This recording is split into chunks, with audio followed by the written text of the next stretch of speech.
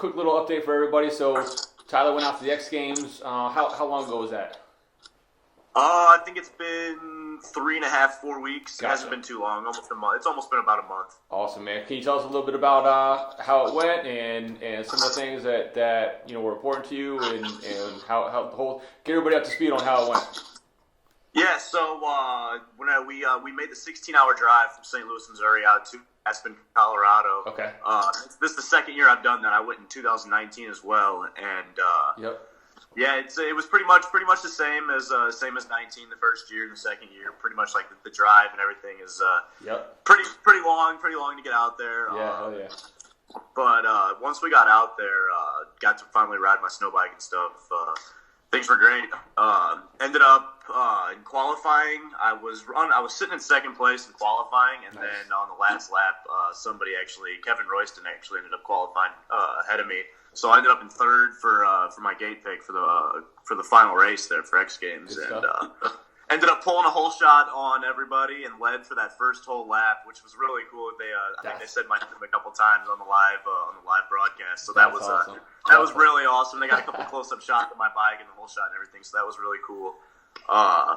Then got passed on the first lap by Mike Schultz, the guy who ended up, I think that was his 10th X Games gold medal as far as adaptive sports go and everything like that. So he's on top of this game. He's super fast. But yeah, ended up getting passed by him, was running in second place, had a solid little gap between me, between second and third place, and just ended up kind of getting pushed up a little higher in a turn than I wanted to, and ended up in a line that really just I wasn't comfortable with. And whenever I hit the jump, and instead of kind of like just like jumping straight, I kind of like sprung me. Like I went a lot higher on the jump than I had expected. Sure. Kind of kicked my back end of my sled like kind of to the right, and I just didn't downside the jump very well. Like I kind of cased the jump and just got that swap, that left right.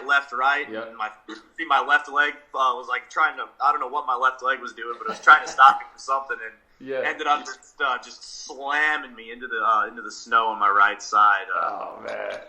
It was almost like getting hit with a flashbang. Like I just woke up and my goggles were covered in snow. All I could see was white. Right. Yeah, it took a good little ring to the head there. Man.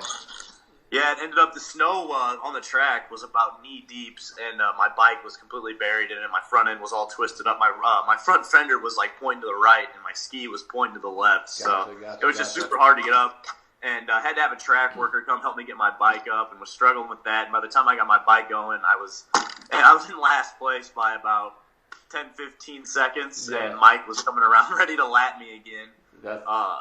So I was pretty frustrated. I think you can see in the broadcast I was like punching the ground. Yeah. I just knew that I'd made a stupid bonehead mistake, and just happened so quick. But I don't know. I didn't let it ruin the trip. I still finished the race. I ended up like last lap going to the finish line. I caught up with last place guy. I mean, I was still trying. Even with the twisted front ski, I was still going for it. I was just gonna ask you that. So did you still got up? You still finished the race and everything?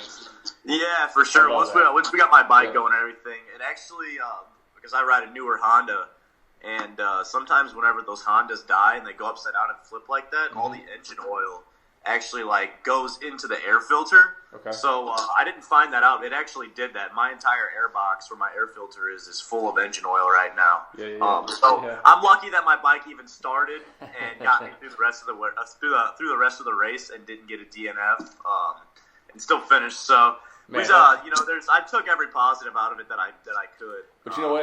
And I say it all the time, and I've said this for my entire life. It's not about how many times you fall. It's about how you get back up. Yeah. And the fact you jump back up and finish your race is awesome. The only way I wasn't going to finish is if that bike wasn't going to start. So and I bet you would have rolled across the finish line if you had to.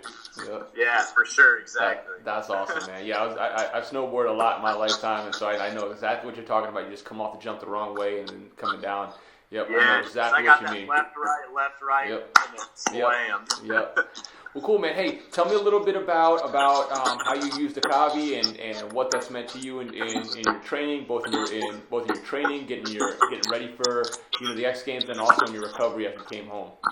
Yeah, for sure. So I think me with Akavi, and Akavi, I think we hooked up. Yep. I don't remember really how long. It's been several months. It has been, yeah. But I started off just taking the gummies before I'd ride. Nice.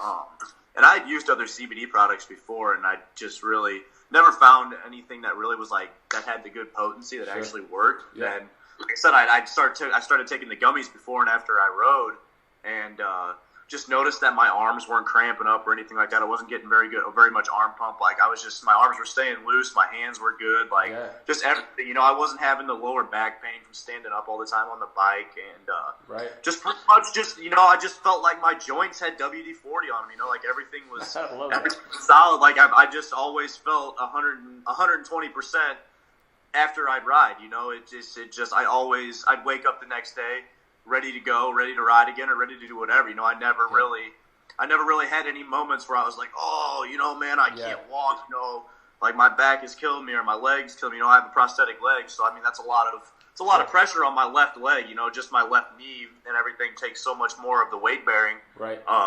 And at first, before I was using any CBD products at all, I mean, dude, it was bad. I was just having to sit here and rub my leg just constantly, just trying to get the spasms and the Charlie horses and stuff just to go away. Sure.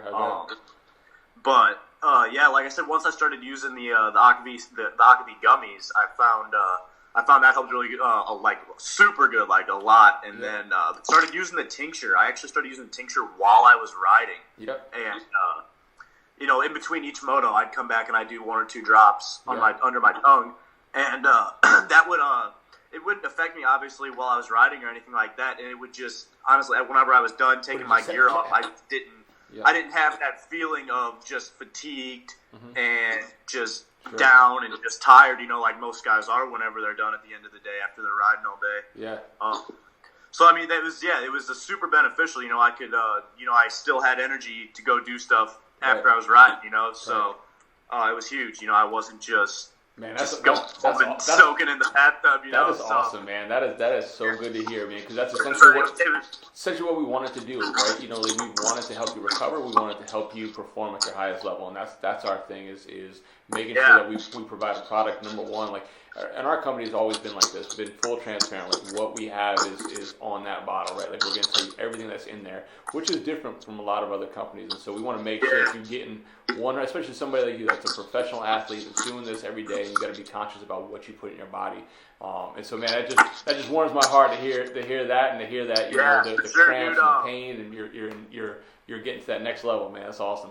Yeah, it's nice after a day of ride to still have the energy and the feel good to like go out with my friends and hang out and do other stuff. And I was just gonna say, because that's really like and worried about the muscles and everything. So and really, like when it comes down to it, Tyler, like that's really what's important, right? Like our sport is awesome. We love our sports. We love what we do. But at the end of the day, to be able to enjoy the aspect of what you did for that day, be able to go out and be able to hang out with your family and friends and have a cold one and not, you know, and not feel like, you know, you're 98 years old, you know, and I'm ready to go to bed at 6 p.m., you know.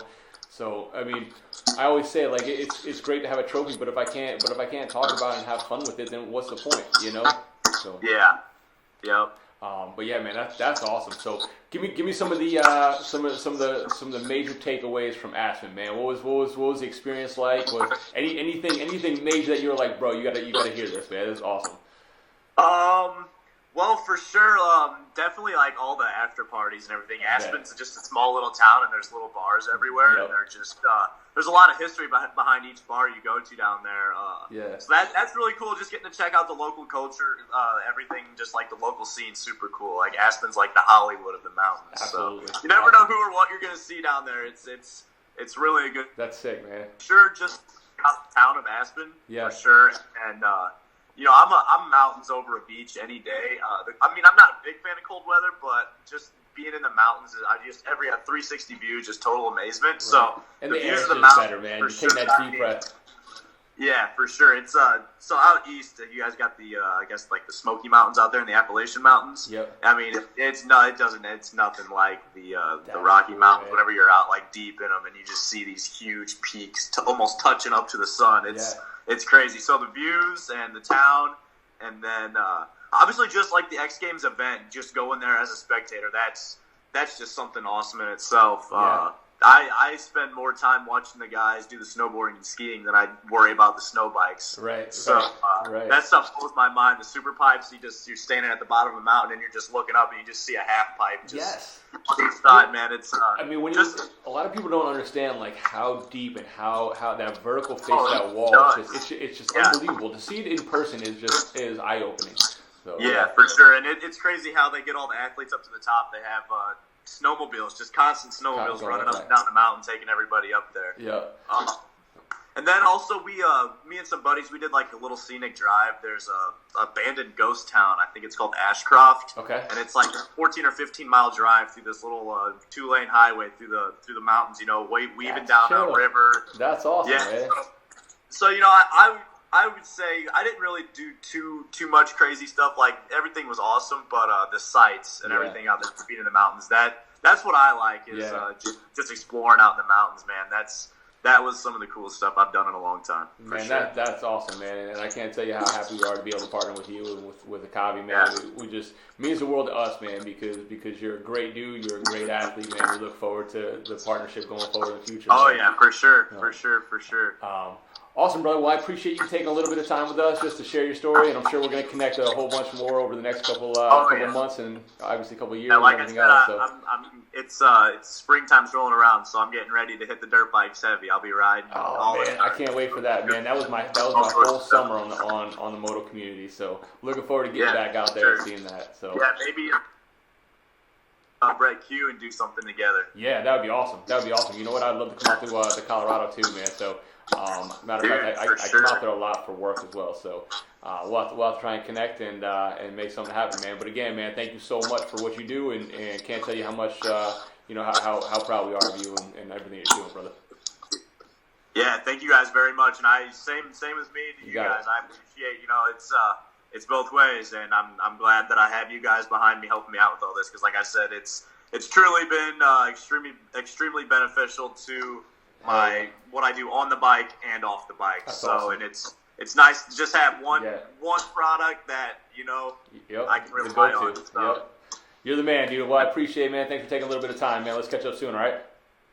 For sure, Matt. Thank you very much. All right, talk to you later, brother. Yep.